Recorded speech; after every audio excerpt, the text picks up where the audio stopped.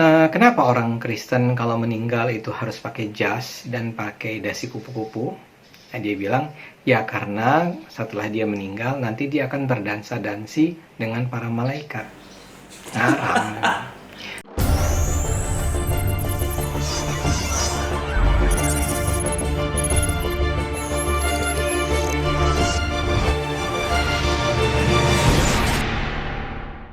Assalamualaikum, selamat datang kembali di channel ini. Beberapa tahun ini saya concern banget untuk meluruskan pengajaran-pengajaran dari ustadz-ustadz yang ngajar salah tentang kekristenan.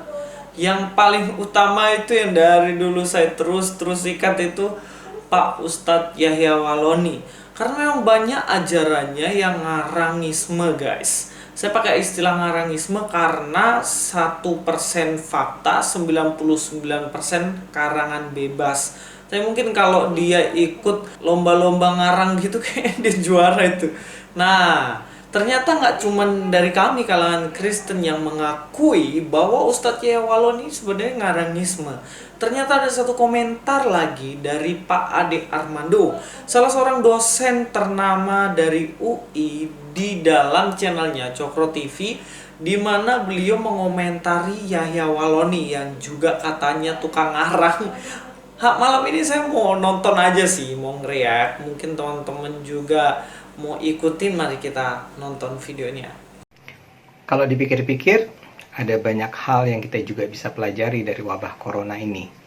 Salah satunya adalah soal agama. Kita sekarang belajar bahwa beragama tanpa berakal memang bisa membahayakan. Ada banyak contohnya.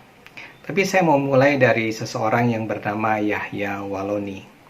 Dia ini terkenal karena kontroversial. Ustadz yang YouTube-nya banyak, video-video YouTube-nya banyak. Dia kontroversial karena dia ini seorang mu'alaf, artinya seorang yang pindah agama dari Kristen ke Islam. Tapi kemudian sebagai seorang ustadz, dia senang sekali menyerang Kristen, menjelek-jelekan Kristen. Dia bahkan barangkali sebenarnya memang jualan utamanya adalah fakta bahwa dia sebenarnya adalah mu'alaf. Dia dengan bangga menyebut dirinya sebagai mantan kafir. Isi YouTube-nya banyak sekali menyerang Kristen. Misalnya ada salah satu seri YouTube-nya berjudul Membongkar Kesesatan Kristen. Dia bilang ada banyak ritual dalam Kristen yang aneh dan bahkan gila. Saya kasih contoh. Dia bilang, kenapa orang Kristen kalau meninggal itu harus pakai jas dan pakai dasi kupu-kupu? Nah, dia bilang, ya karena setelah dia meninggal nanti dia akan berdansa-dansi dengan para malaikat. Ngarang. Itu kan bagaimana Pak Ade Armando aja bilang itu ngarang.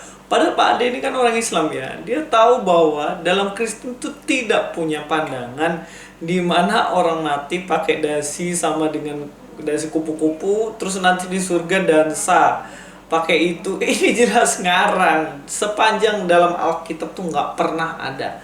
Dan seumur-umur nih guys, saya sudah puluhan tahun ini, umur sudah tua begini, baru kali ini dengar kalau orang mati pakai jas sama dasi mau berdansa dasi di surga.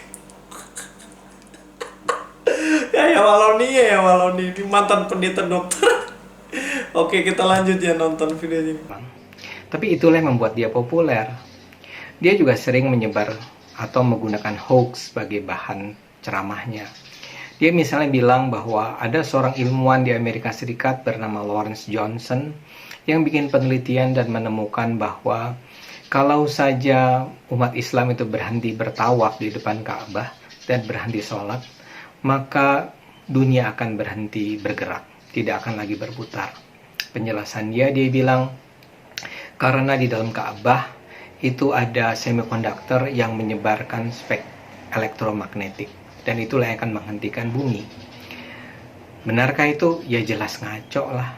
Coba aja Anda cari, browsing seseorang yang bernama Lawrence Johnson. Bahkan kata si Yahya, Lawrence Johnson ini bicara di New York Times. Kalau kita cari ke New York Times, gak ada itu yang namanya Lawrence Johnson bicara tentang Ka'bah. Yahya juga bicara tentang...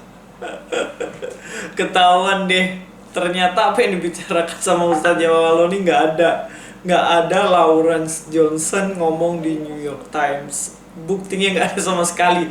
Nah, bukan saya yang ngomong ini, Pak Ade Armando. Jadi sudahlah, ini dosen ini guys. Jadi kita mesti percaya. Kalau nggak percaya, cari sendiri. Kita lanjut ya. Yahya juga bicara tentang ada seorang astronot di India, seorang perempuan yang bilang bahwa ketika dia di bulan, dia mendengar ada azan 5 kali sehari dari bumi. Ini juga ngarang.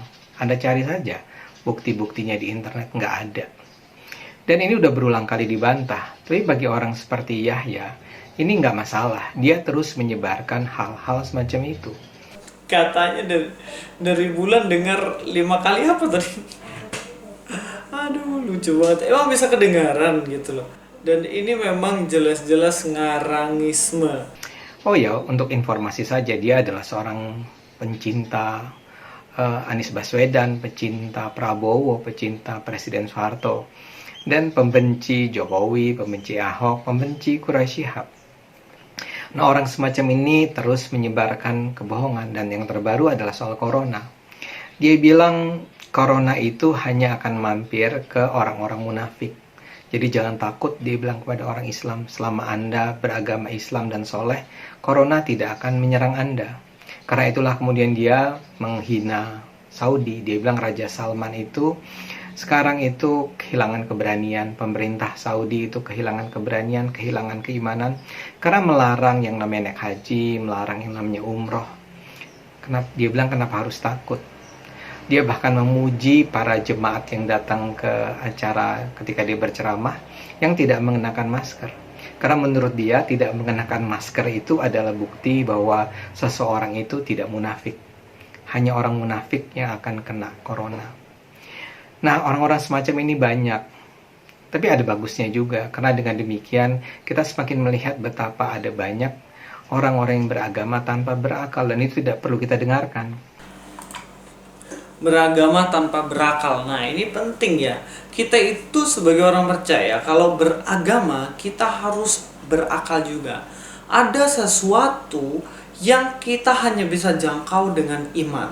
Contohnya Trinitas. Kalau kita berpikir tentang Trinitas pakai akal sehat kita ini nggak bisa. Karena akal kita terbatas. Trinitas itu harus dipahami secara metafisika, di mana melampaui akal kita.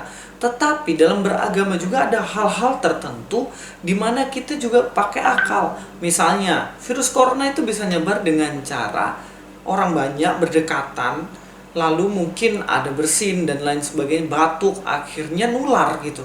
Nah, cara mencegahnya adalah jaga jarak atau di rumah. Nggak bisa kita beriman bilang kita itu nggak boleh takut sama virus ini. Tuhan pasti akan menolong kita dan lain tetek bengeknya itu. Terus kita ikut-ikut gitu. Nah, ini namanya orang yang mau mati konyol, tidak pakai akalnya. Kita beriman, tetapi kita harus beriman dengan akal juga, guys. Sebenarnya videonya panjang banget, guys, tapi saya nggak mau nge-react semuanya. Cukuplah beberapa hal ini, yang mana Pak dosen Ade Armando sudah menyikat Ustadz Yahya Waloni. Kalau orang-orang timur bilang itu langsung padam limit, guys. Tidak bisa jawab lagi. Karena Pak Ade Armando memakai data dan Pak Yahya Waloni memakai karangan bebas. Oke, sekian dulu video dari saya. Terima kasih sudah menonton video ini dan silahkan tonton video-video yang lainnya. Dan Luis Prasetyo sini. God be with you.